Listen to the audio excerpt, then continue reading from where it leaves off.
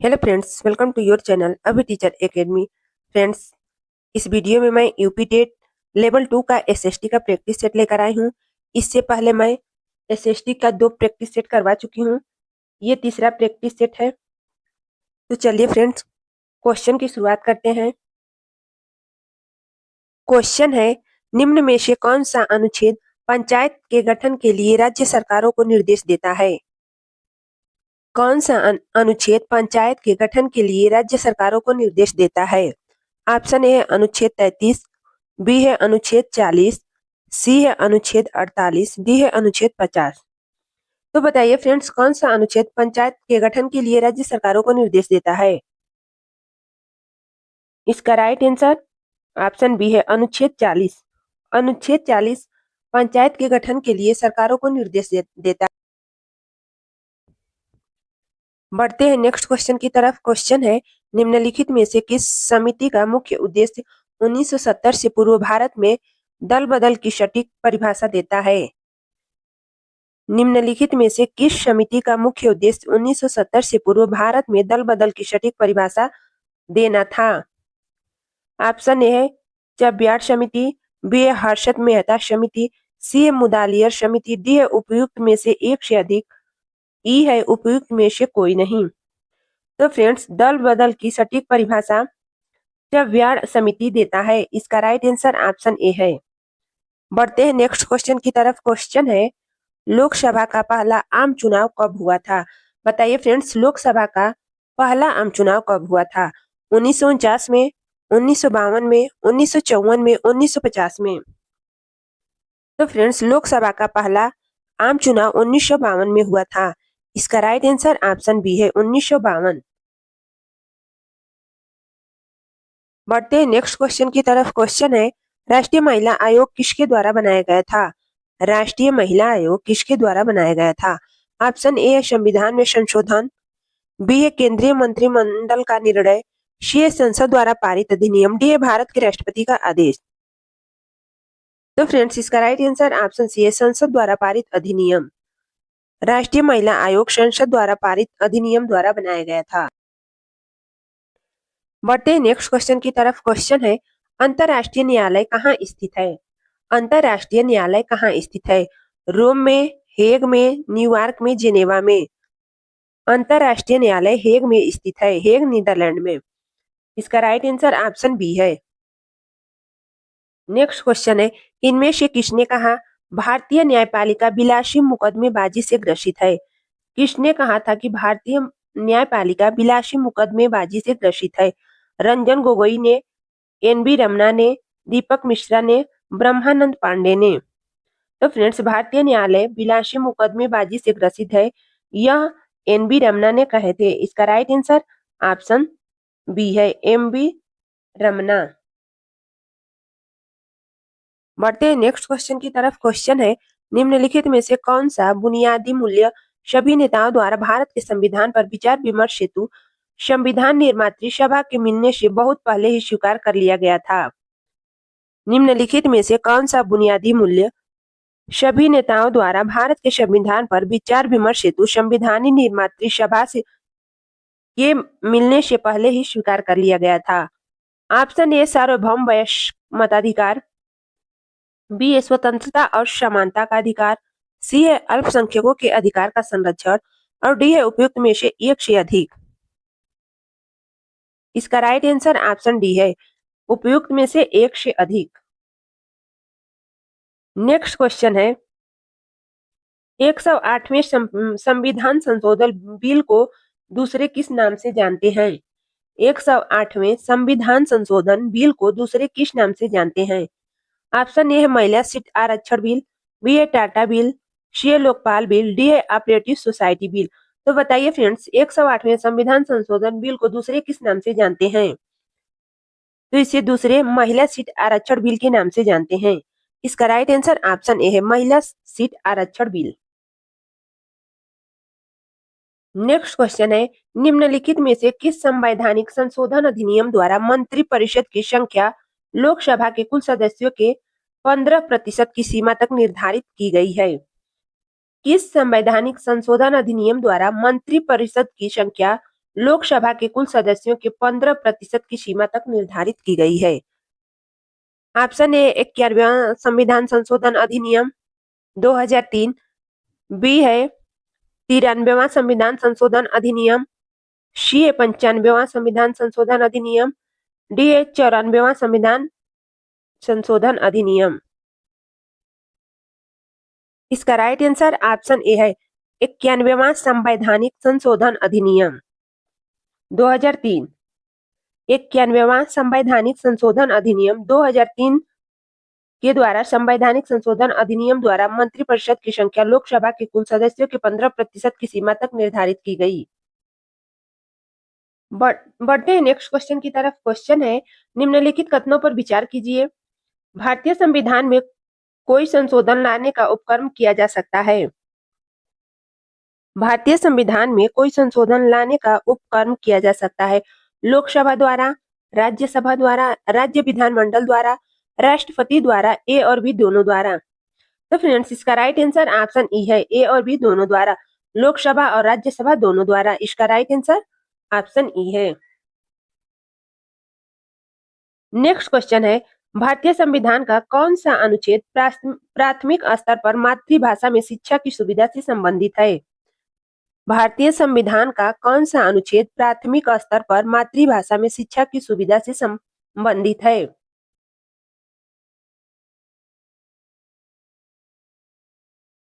Option A है अनुच्छेद 343, B है अनुच्छेद 350 ए, सी है अनुच्छेद 348, डी है अनुच्छेद 351। तो फ्रेंड्स इसका राइट आंसर ऑप्शन बी है अनुच्छेद 350 ए।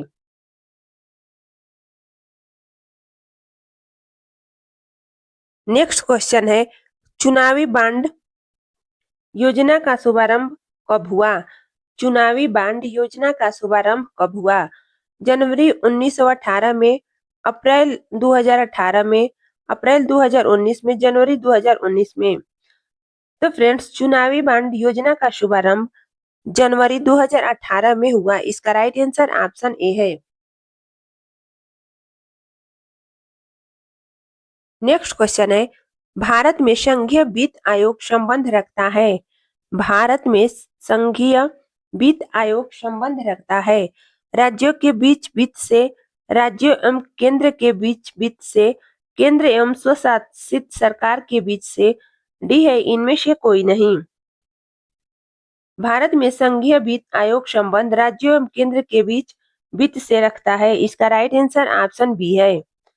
बढ़ते हैं नेक्स्ट क्वेश्चन की तरफ। क्वेश्चन है, यदि किसी राज्यसभा की विधानसभा का अध्यक्ष पद त्याग देना चाहे तो उसे अपना त्याग पत्र देना चाहिए। यदि किसी राज्य की विधानसभा का अध्यक्ष स्पीकर पद त्यागना चाहे तो उसे अपना त्याग पत्र देना चाहिए। मुख्यमंत्री को, राज्यपाल को, उपाध्यक्ष को, भारत के राष्ट्रपति को। तो फ्रेंड्स इसका राइट आंसर ऑप्शन सी है, उपाध्यक्ष को। बढ़ते हैं नेक्स्ट क्वेश्चन की तरफ। Option A, sorry friends, question है, राज्य सरकारों का संवैधानिक प्रमुख कौन होता है?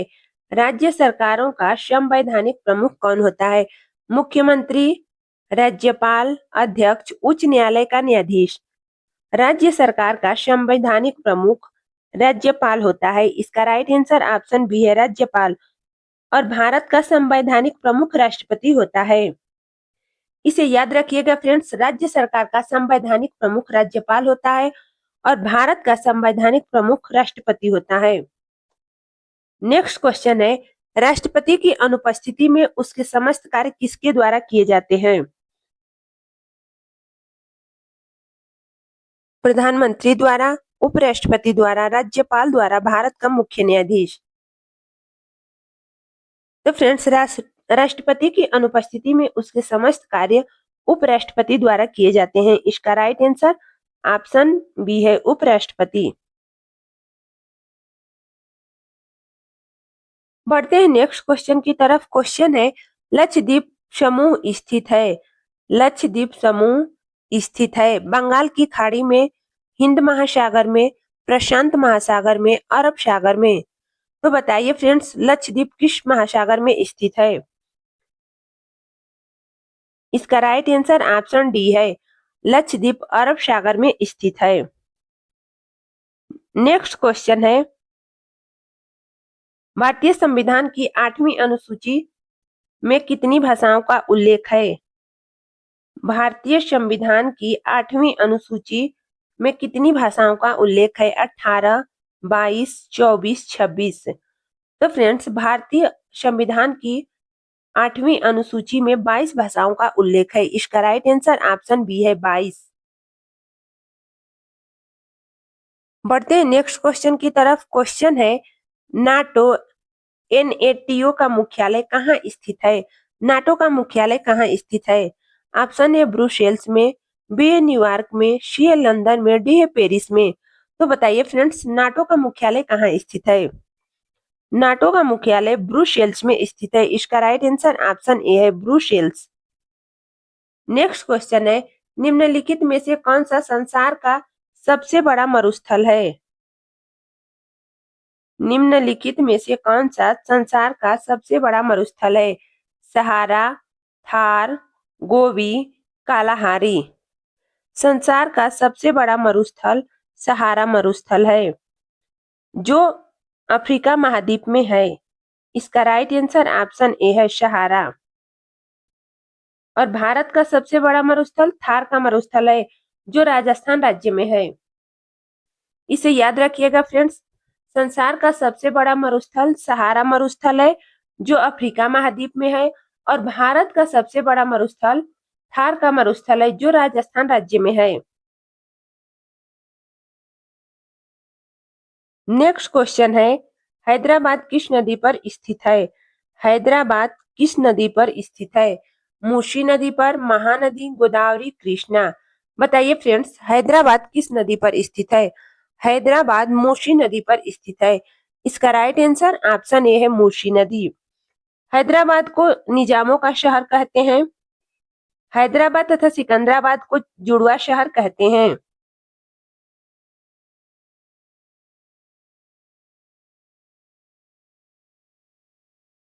क्वेश्चन है, हिंदू विधवा पुनर्विवाह अधिनियम निम्न में से किस वर्ष पारित हुआ? हिंदू विधवा पुनर्विवाह अधिनियम किस वर्ष पारित हुआ? 1856 में, 1855 में, 1826 में, 1816 में।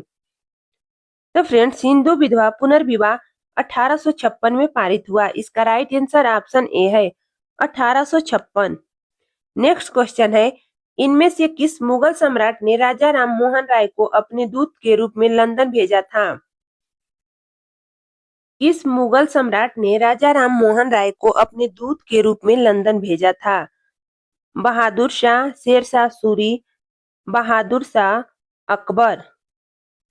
बहादुर शाह फर्स्ट है फ्रेंड्स, यहाँ बहादुर शाह सेकेंड है।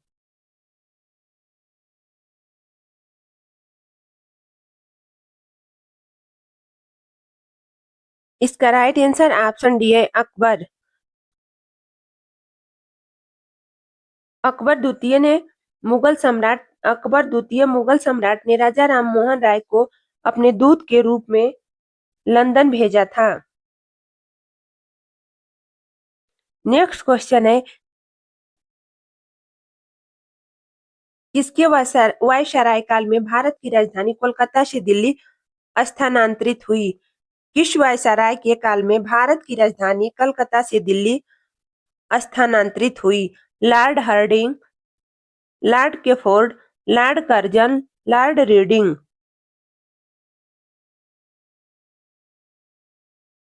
फ्रेंड्स, लॉर्ड हार्डिंग के काल में भारत की राजधानी कोलकाता से दिल्ली हस्तांतरित हुई।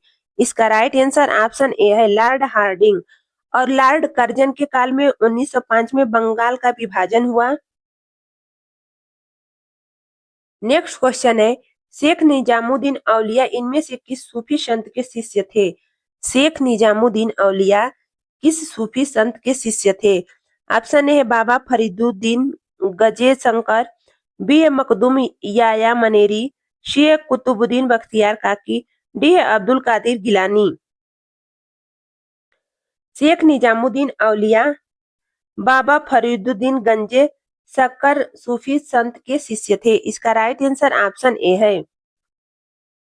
बाबा फरीदुद्दीन गंजे सकर।